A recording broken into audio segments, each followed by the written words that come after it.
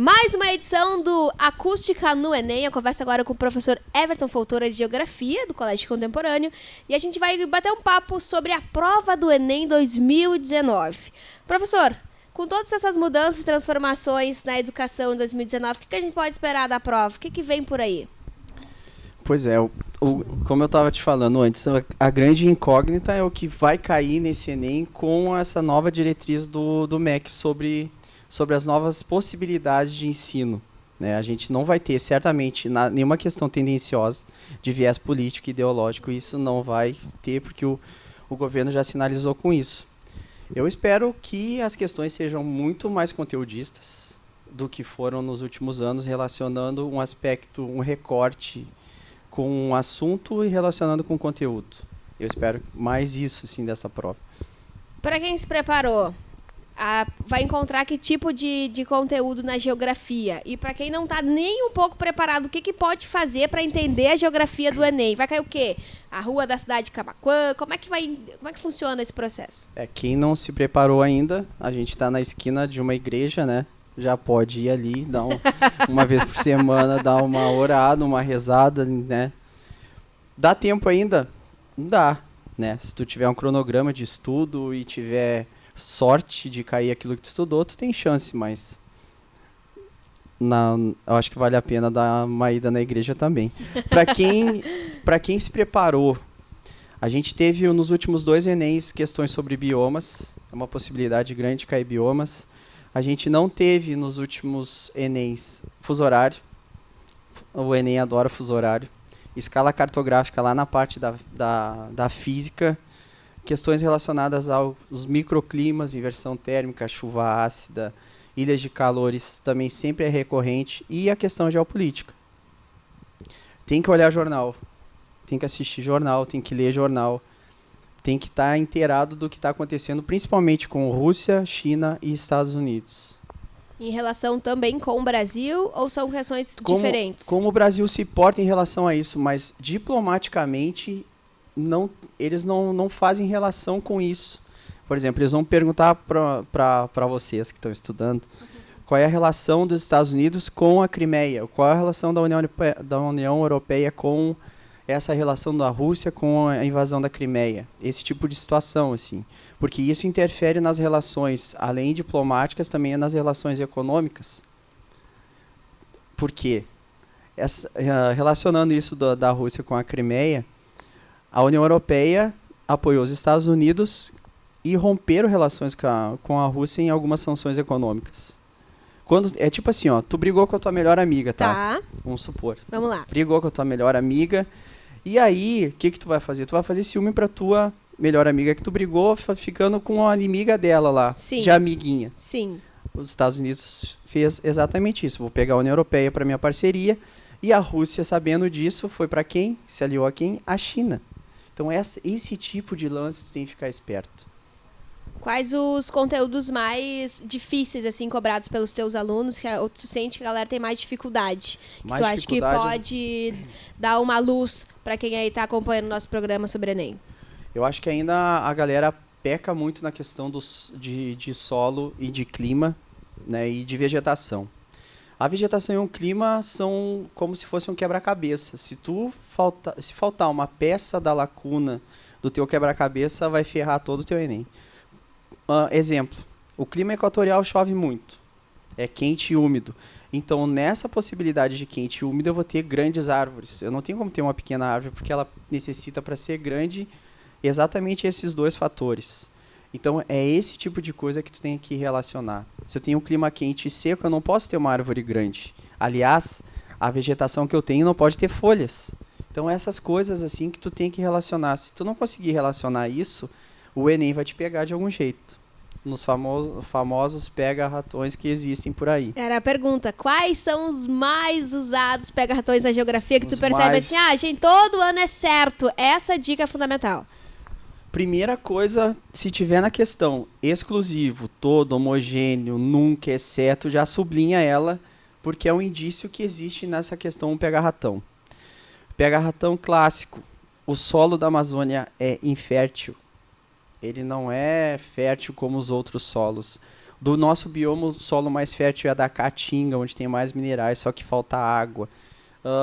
Relações de fuso horário, se vai para a direita soma, se vai para a esquerda diminui. Escala cartográfica faz vezes 100.000, que está em centímetros para 1 quilômetro.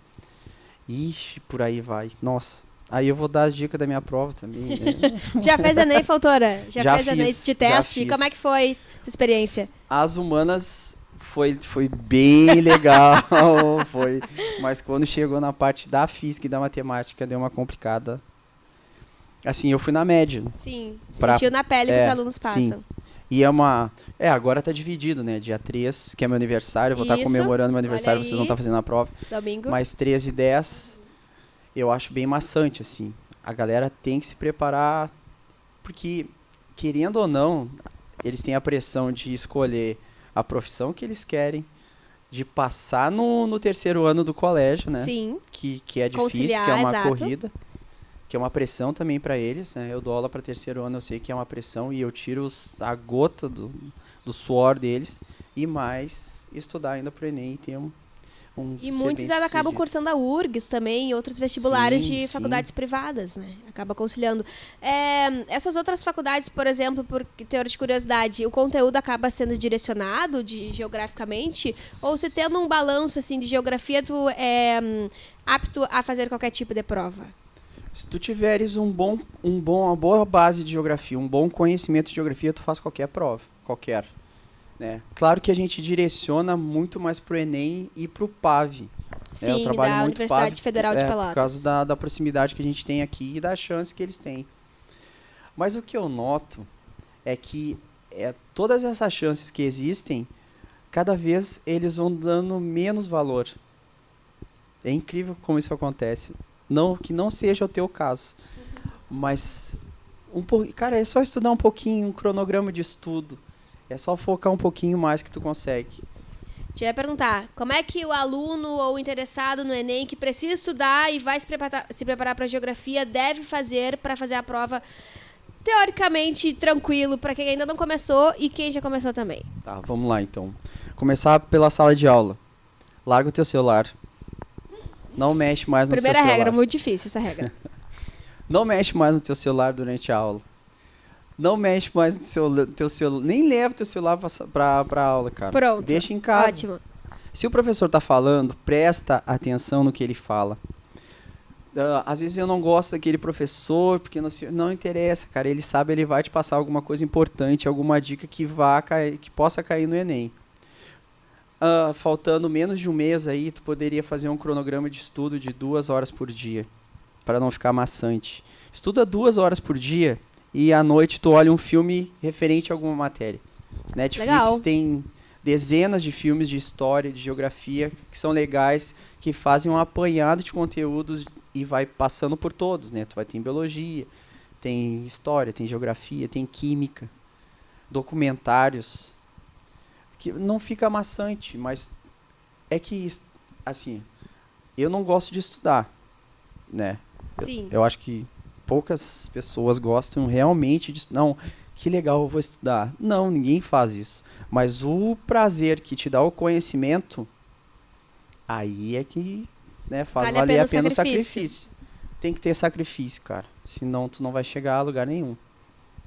Professor, para quem não teve tempo de estudar, mas precisa de uma oportunidade numa universidade que vai prestar o Enem, quais os links gratuitos na internet? É na internet? Como é que faz para aprender um pouquinho aí desse conteúdo para poder ter acesso a essa prova? Bom, tem canais muito bons que são canais pagos, mas com um preço relativamente mais baixo, que é o Descomplica. O cara da geografia é bom, os professores que eu acompanho são bons. Tem outros canais, Me Salva, tem o Silvestre de Geografia, que é muito bom também.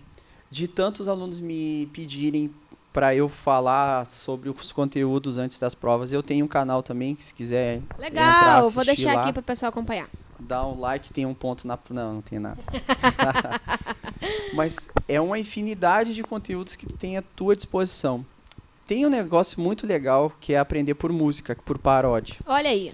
Tem um cara chamado Hits do Chico, que é de história, que eu uso na geografia às vezes. Tu escutar 2 vezes aquela letra fica na tua cabeça, tu vai cantar ela o dia todo. E provavelmente se cair no Enem, tu vai saber se livrar fácil cantando essa música. Só não pode fazer a coreografia, senão os caras vão te tirar a prova. Muito bom. Fontoura, não sei se tem algum tema interessante de poder explicar alguma coisa assim, tipo, na prova cair sobre biomas, igual tu mencionou. Tu poderia falar um pouco sobre Claro. algum tema específico, assim, esse aqui é nem, por exemplo, nem em 2015 aconteceu isso. Então, gente, funciona dessa maneira. Sei. Nos 2 últimos Enems caíram sobre biomas. A grande questão, até foi uma discussão grande nas lives dos cursinhos dos professores, foi a questão do Pantanal. Que até então a gente estudava o Pantanal como faixa de transição e o Enem colocou ele como um bioma. Tem alguns materiais que colocam ainda ele como faixa de transição. Então fique esperto. Pantanal pro Enem é um bioma. A gente tem a Amazônia, que é o nosso principal bioma, ocupa 51% do território brasileiro. Alguns materiais trazem 49%.